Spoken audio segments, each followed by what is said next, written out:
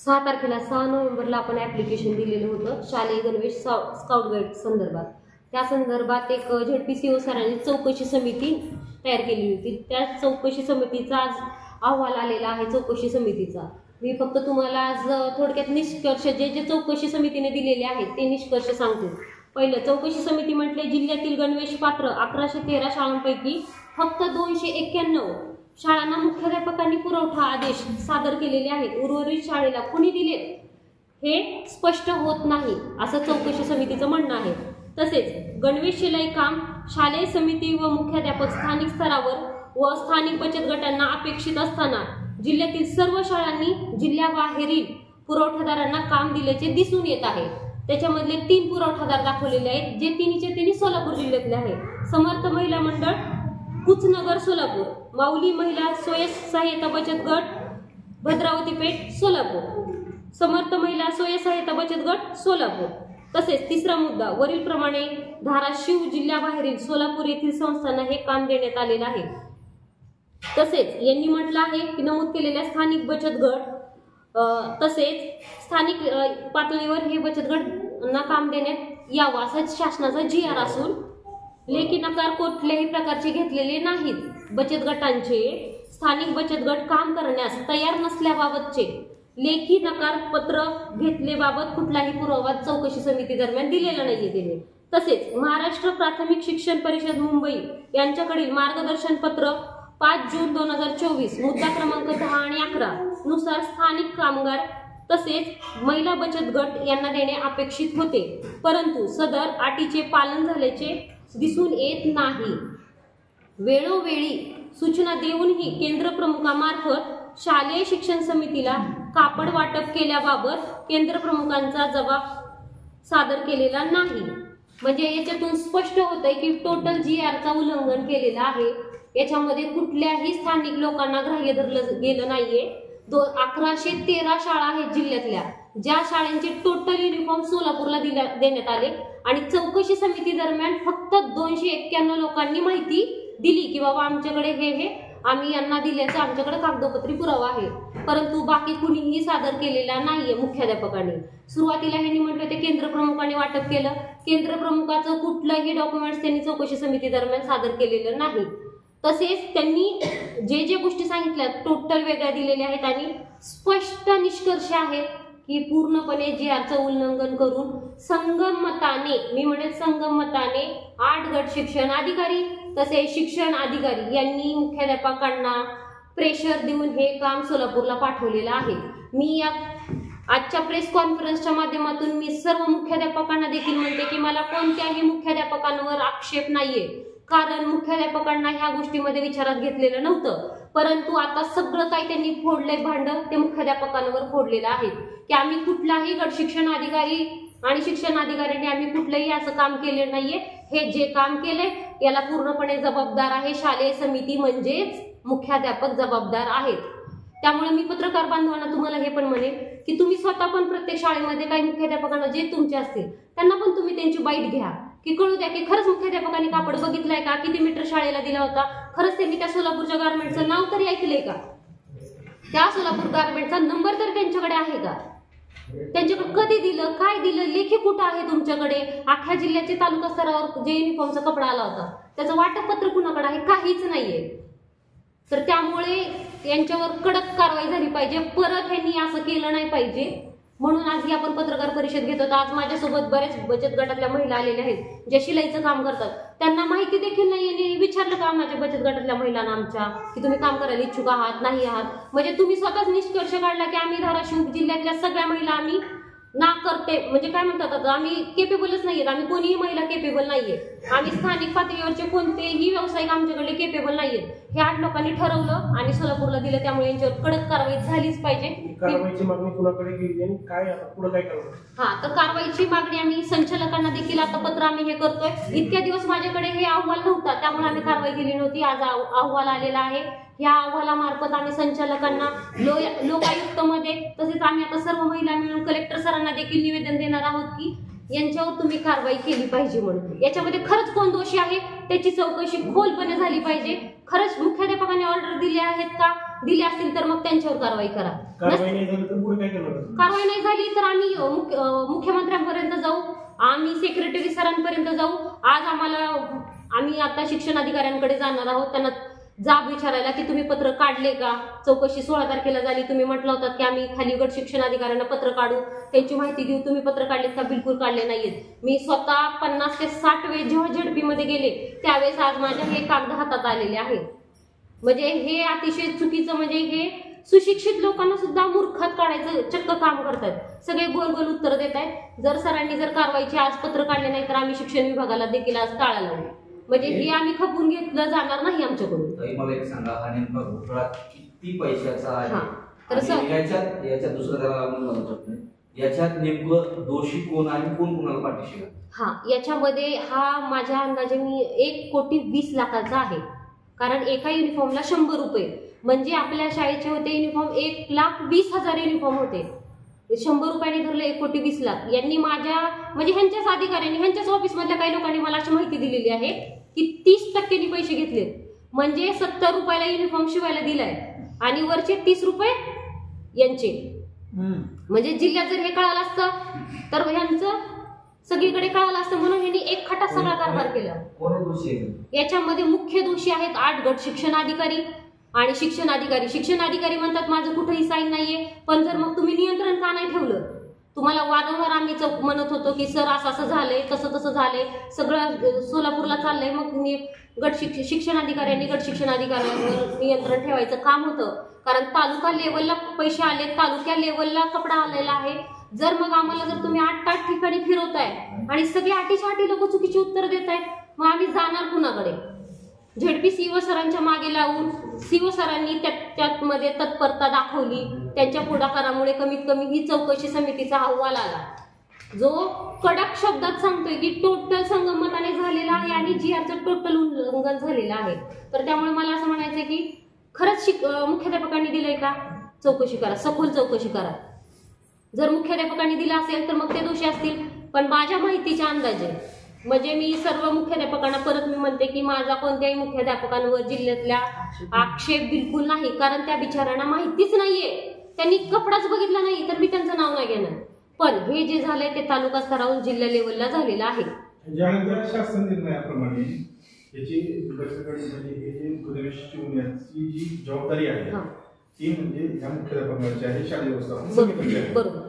आणि आपल्या 10 जिल्हा परिषदेच्या शिक्षण विभागाच्या रेकॉर्डला अशी नोंद आहे की प्रत्येक मुख्याध्यापकाला केंद्र स्तरावर आणि त्याच्या शाळा स्तरावर कापड पोहोचवण्यात आलेलं आहे. मग असं असताना आपण गट शिक्षण अधिकारी दोषी कसं म्हणतो? मग मला हेच म्हणायचं सर, जर केंद्र प्रमुखांना वाटप केलेलं आहे तर कागद का चौकशी समिती दरम्यान दिला नाही? की कोणत्या केंद्र प्रमुखाने त्याच्याकडले मुख्याध्यापकांना किती मीटर कपडा दिला? आपण मला सांगा, तुम्ही घरातली काही वस्तू आणली तर नोंद असते का नसते ऑफिसला? आवक जावक किती नेले आणले तालुका स्तरावर असेल की नाही? केंद्र प्रमुखांकडे असेल की तालुक्यावर कपडा आलाय, ह्या केंद्र प्रमुखांना वाटप झालाय एवढा मीटर कपडा, त्या केंद्र प्रमुखाला वाटप झालाय, त्या केंद्र प्रमुखाने मुख्याध्यापकाला एवढा मीटर कपडा दिलाय, तेवढा मीटर कपडा दिलाय. असं का असायला हवं ना रजिस्टर? मग तुम्ही का नाही सादर केलं? जर तुम्हाला खरंच तुम्ही दिलंय ना तर सादर करायला हवं होतं. चौकशी समिती दरम्यान वारंवार मी मागणी केलेली आहे. एक केंद्र प्रमुखांना बोलवलं होतं चौकशी समिती दरम्यान, ते केंद्र प्रमुख सगळ्यांसमोर बोलले. 8 गट शिक्षण अधिकाऱ्यांसमोर म्हणले. तसेच ऍडिशनल सीओ जे आहेत मुख्य, ज्यांच्याकडे चौकशी दिली होती, त्यांच्यासमोर काय बोलले की आम्हाला माहितीच नाही. माझ्याकडनं विस्तार अधिकारी एक होते, त्यांनी सह्या घेतल्या, झालं. मी कपडा बघितला नाही, मला काही माहिती नाही. प्रत्येक ठिकाणी झालेलं आहे. शिलाई कपडे दिली होती पण ते गणवेशच विद्यार्थ्यांना पोहोचले असा आरोप काही तिथल्या लोकांनी केला. त्यामुळे यावेळेस त्यांनी ठरवलं असं माहिती दिली. नाही, पण ठरवणारे ते कोण? त्यांना कुणी अधिकार दिला?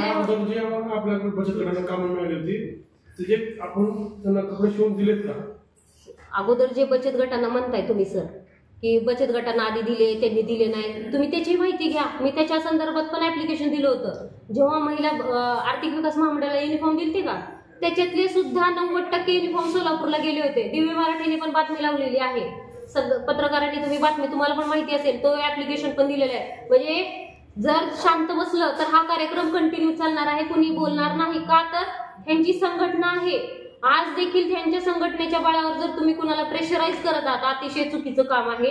आणि यांना असं वाटतं की आपण काहीतरी कुणाला तरी खालच्यांना सांगायचं, त्यांना दबावात घ्यायचं, सह्या करायला लावायच्या. का कोणत्या केंद्र प्रमुखाने सह्या केल्या नाहीत मला सांगा.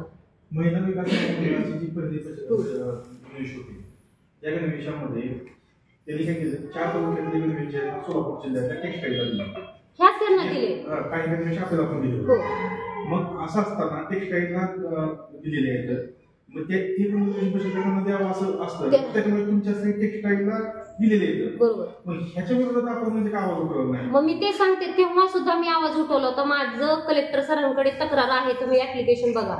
मी कलेक्टर सरांना सुद्धा तेव्हा म्हटलं होतं की सर अशा पद्धतीने सोलापूर जिल्ह्यात गणवेश झालेले आहेत.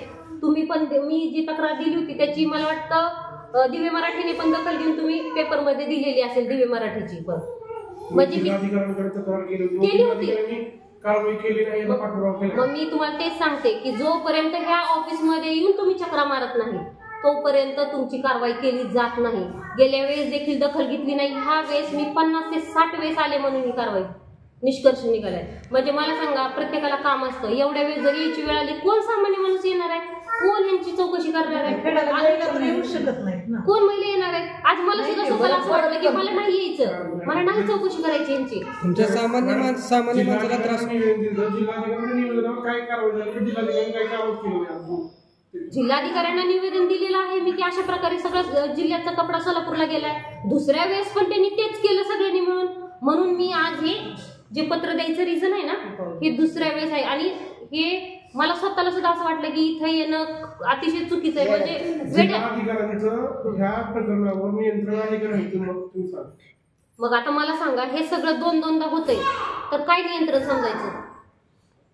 खासदार आमदाराकडे तुम्ही तक्रार दिली घ्यायच्या विषयी? मी डायरेक्ट जिल्हाधिकाऱ्यांना दिलेली आहे. खासदार आमदारांनी काय लक्ष दिलं की नाही? आमदारांना सुद्धा दिलेली आहे. आमदारांचं पत्र देखील आहे की तुम्ही चौकशी करा म्हणून. म्हणजे असं नाहीये की सगळ्यांना मी लेखी तक्रार दिलेली आहे, मी वैयक्तिक जाऊन भेटलेली आहे, सगळ्यांना मी सांगितलेलं आहे. पण एवढा पाठपुरावा आपण करताय प्रत्येक वेळेस, गेल्या वेळेस हे केलं, आताही 50-60 वेळेस आपण चक्रा मारलात असं म्हणतायत, आपल्या याच्यावरती न्याय भेटत नाहीये. मग नेमकं पाऊल काय आणि आपण काय ऍक्शन घेणार आहात? आता मला सांगा, मी तुम्हाला उलट जेवढं मी पत्रकारांना म्हणेल की तुम्ही ह्या बातमीला जरा तुम्ही लावा, जेणेकरून सरकारला पण डोळे उघडतील लोकांचे आणि ह्यांना प्रेशर होऊन यांना ऍटलिस्ट कारवाई यांच्यावर झाली पाहिजे. आम्ही संचालकांना, मी आता मुंबईला जाते उद्या, मी संचालकांना पत्र देते, मी सेक्रेटरी सरांना पत्र देते, मी लोकायुक्त मध्ये देखील ह्याची तक्रार करते. कारण कसं झालंय की एक म्हणते वरून खाली या, खालून वर या, इकडून तिकडे जावं, तिकडून इकडे जावं, म्हणजे अतिशय काम आहे. आता मी एवढ्या वेळेस आले की मला सुद्धा असं वाटलं ह्या ऑफिसला मला नाही यायचं परत म्हणून. म्हणजे एवढं ऐकून घ्या, एका ग्रामीण भागातल्या जर महिलांनी किंवा कुणी जर आलं तर त्याला 1 ते 2 वेळेस येता येईल, परत असं रेग्युलर येता येईल का? नाही. मग त्यात त्यांचीच मुलं आहेत ना, मग त्यात तुमची पण मुलं आले, सगळ्यांचंच नुकसान नाही. मग या काळात प्रशासन झोपी गेले असं वाटतंय का तुम्हाला? मग चक्क हे कशावरून दिसतंय? प्रशासन झोपी गेलंय. शिक्षण विभाग पूर्णपणे झोपी गेलेला आहे. त्यांना कितीही सांगा, काही करा, त्यांच्यावर बिलकुल फरक हे होत नाही.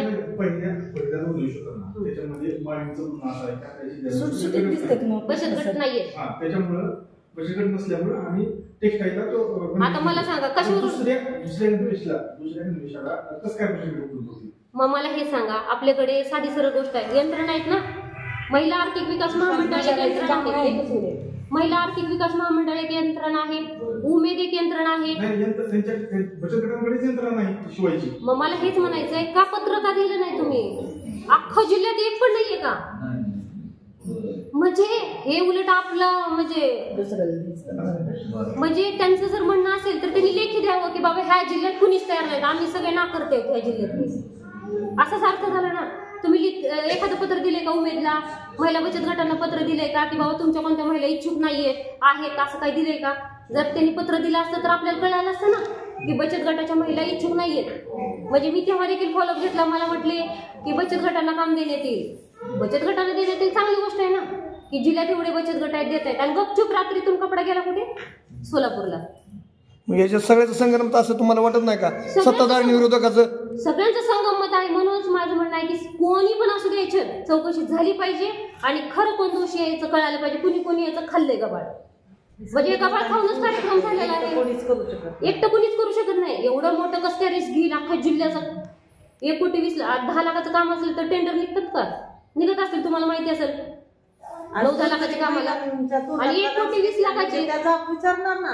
आता त्यांना हळूहळू माहिती व्हायले तर त्या विचारणार नाही. आता बिचारा महिलांना तर हे सुद्धा काही माहिती नाही की बाबा हे काम आपल्यासाठी आलेलं आहे, सरकारनं आपला विचार केलेला आहे, सरकारने आपल्यासाठी हे कामं दिलेली आहेत खाली. म्हणजे सरकारचा मूळ उद्देश चांगला आहे की जिल्ह्यामध्ये स्थानिक पातळीवरचे व्यवसाय वाढावे, महिलांना काम भेटावं, हा सरकारचा चांगला उद्देश असताना हे जर खालची यंत्रणा अशी जर काम करत असेल तर कसा विकास व्हायचा? ते म्हणतात ना वरून 100% आले तर खाली येईपर्यंत 10% येतात. इथं किती टक्के आले? का 0 भोपळा. म्हणजे तुमचे एवढं पण हे नाही सरळ सरळ जे राहायचं प्रॉफिट तेच त्यांनी घेतलं. मग म्हणा ना तुम्ही पत्र द्या, लेखी का नाही देताय तुम्ही? लेखी द्या तुम्ही की म्हणा की जिल्ह्यात सगळे बचत गट ना करते आहेत, सगळे व्यावसायिक ना करते आहेत म्हणून आम्ही दिलं, आम्ही मान्य करू. ते पण तसं पत्र द्यावं त्यांनी, आपण मान्य करू ते पण काहीतरी कारवाई केली पाहिजे. फक्त पत्र घ्यायचं म्हणून आमचं जेव्हा चक्कर मारतं तेव्हा ते अवेलेबल होणं, तेव्हाच बोलणं हे चुकीचं आहे. तुम्ही स्वतःला तुमच्या सत्सत्वी बुद्धीने कारवाई करू शकत नाहीत का? GR मध्ये काय दिलंय काय नाही सगळ्या गोष्टी तुम्ही तुमच्या खाली लोकांना यंत्रणेवर तुमचं कंट्रोल नाहीये का? मग ह्याचा अर्थ असा झाला नाही. सर म्हणतात, शिक्षण अधिकारी म्हणतात, मी वारंवार यांना सूचना दिल्या होत्या की स्थानिक लोकांना काम देण्यात यावं. मग ह्यांच्या सूचनेचं का पालन केलं नाही खालच्या लोकांनी? मग तुमच्या सूचनेचं पालन केलं नाही तर कारवाई का करत नाही तुम्ही म्हणताय ना की मी वारंवार यांना सूचना दिलेल्या होत्या, मग सूचनेचं पालनच नाही. म्हणजे चलू द्या, कुणी येत नाही, एखादं कुणी असं आलं तर अशी चौकशी समितीचा निष्कर्ष निघतो. 4 वेळेस वाटत जाईल, परत काय करणार? 50-60 वेळेस आल्यावर जर हा निष्कर्ष निघत असेल तरी अतिशय दुर्दैवी गोष्ट आहे. आणि अशाने तुम्हाला सांगते, आज मी इथं आले, आता मलाही परत वाटेल ना कुठे मूर्खांच्या नादी लागावं म्हटल्यासारखं. सगळी यंत्रणाच आम्हाला मूर्ख बनवते तर कुणाला म्हणून आम्ही बोलायचं? म्हणजे असं झालं की जिल्ह्यात बोलायचं कुणाला? मग एवढं करून मॅडम आपण एवढा पाठपुरावा करताय, सगळ्या गोष्टी करताय, तरी प्रशासनाचे डोळे जागे होत नाहीये. मग सामान्य माणसाचं काय? आणि त्याच्यासाठी हे बघा, माझं सगळ्यांना वाटत असेल मॅडम एवढ्या वेळेस आल्या, मी का आले का? तर जर मला असं करू शकतं तर सामान्य नागरिकांचा काय विषय उरतो सांगा तुम्ही? विचार करा फक्त तुम्ही. विचारच नाही, म्हणजे त्यांना तर विचाराने वेळेतच काढायचं काम आहे. त्यांना माहितीच नाहीये आपल्या जिल्ह्याला काही आलं होतं म्हणून, आणखी माहितीच नाहीये कोणाला. महिलांना काही माहितीच नाही. बचत गटाच्या तुम्ही पत्र दिलं असतं तर महिलांना कळलं असतं खाली. ठीक आहे बाबा, मी काय म्हणते, तुम्ही म्हणताय ना जिल्ह्यात कुणीच केपेबल नाही, तेवढं कळू तर द्या कागदावर. त्याच्यावर सरकारला आम्ही काहीतरी मागणी करू की बाबा आमच्या महिलांसाठी काहीतरी करा तुम्ही, आमच्याकडे हा व्यवसाय नाहीये, आमच्याकडे अशी यंत्रणा नाहीये, आमच्या महिलांना आम्हाला प्रशिक्षण द्यावं लागेल, त्या प्रशिक्षणामार्फत त्यांचे उद्योग व्यवसाय उभा करता येतील, असं काहीतरी करता येईल की नाही? पण जर तुम्ही कशातच काही नाही म्हणताय, कागदावरही देत नाही, तर ही म्हणजे एकदम दुर्दैवी घटना आहे. आणि म्हणजे एवढ्या वेळेस पाठपुरवठा करणं सुद्धा हे प्रशासनाचं खरं पाहायला गेलं तर अपयश आहे की तुम्ही एवढ्या वेळेस यायचं तेव्हा कुठेतरी निष्कर्ष. म्हणजे सामान्य लोकांचं तर मी म्हणेल, सामान्य लोकांनी म्हणजे असं खरंच मला माझ्या ह्याच्यावरून वाटतं की सामान्य लोकांना तर किंमतच नाही. जर मग असं असेल तर अतिशय असंच होत राहिलं तर मग न्याय कसा भेटणार? मग त्यासाठी तुम्ही काय करणार आहात? आता जर ह्यांनी जर आम्हाला महिलांना जागृत करता येईल ना इथून पुढे, या प्रेस कॉन्फरन्सच्या मार्फत कमीत कमी महिलांना कळेल जिल्ह्यात हा रोजगार आपल्या हक्काचा आला होता. आज ह्या महिला माझ्याकडे का आल्या? ताई म्हणल्या आम्हाला माहितीच नव्हतं की तुमच्यामुळे आम्हाला कळालं हा रोजगार आमच्यासाठी होता, आमच्या हक्काचा रोजगार होता. आम्ही आता शांत बसणार नाही. पुढच्या वेळेस तर कमीत कमी त्या महिला जागृत राहतील की नाही? विचारतील तर ना, पुढच्या वेळेस ते विचारतील आणि आता हुशार होणार, इथून पुढे तर हुशारच होणार. अजिबात खपून नंतर त्यांनी कमीत कमी आपल्या जिल्ह्यात तरी कुणाला तरी द्यायला पाहिजे होतं. जिल्ह्यातच टेलर नव्हतं, एक जिल्ह्यात टेलर नाहीये का? म्हणजे असं तुम्हाला कोणी वाटतं का की घरातल्या महिलांना समजा सक्सेस मी म्हणेन ती पण. आणि आपला धाराशिव जिल्हा मागास राहण्याचं कारणच हे आहे ना. मग हे असं जर झालं आपले जर आपल्याला मागासच राहणार ना, काय प्रगती कशी होणार? म्हणजे मग तुम्ही कशाला राहताय आमच्या जिल्ह्यामध्ये? जर तुम्हाला आमच्या जिल्ह्याचं विकसित करायचं नाहीये, आमच्या जिल्ह्याला मोठं करायचं नाहीये, तर तुम्ही जावा ना बाहेरच्या जिल्ह्यामध्ये. नुसते अधिकारी जेवत राहते गेला फक्त. मला हेच म्हणायचंय की सगळे जबाबदार आहे, तुम्ही कुणावर म्हणजे जे जबाबदार आहेत ना त्या प्रत्येकावर कारवाई करा. परत आल्यावर सुद्धा भेटण्याची त्यांची ही नाही, मग किती अवघड आहे. म्हणजे आल्यावर महिला आल्या तुम्हाला भेटायला आणि तुम्ही भेटत नाही याच महिलांना, पुन्हा तडजोडीची उत्तरं. त्यामुळे तुम्ही तुमच्या मार्फत देखील मी म्हणेन की प्रशासनानं वेळेत जागं झालं पाहिजे. नाहीतर आम्ही 100 महिला एकत्रित बचत गट, 100 बचत गट म्हणजे 1000 महिला झाल्या. 1000च्या 2000, 2000च्या 1 लाख व्हायला बिलकुल आम्ही वेळही करणार नाही. आणि ह्याच्या पुढे प्रशासनामध्ये जर तुम्ही माझ्या महिलांचा हक्क जर कुठल्याही डिपार्टमेंटनं काढला तर मी तिथं महिलांच्या साठी उभी राहणार आणि आज नाही तर नेहमीच उभी राहणार. त्यामुळे प्रशासनानं याच्यावर दखल घेतली पाहिजे, कारवाई केली पाहिजे. ओके.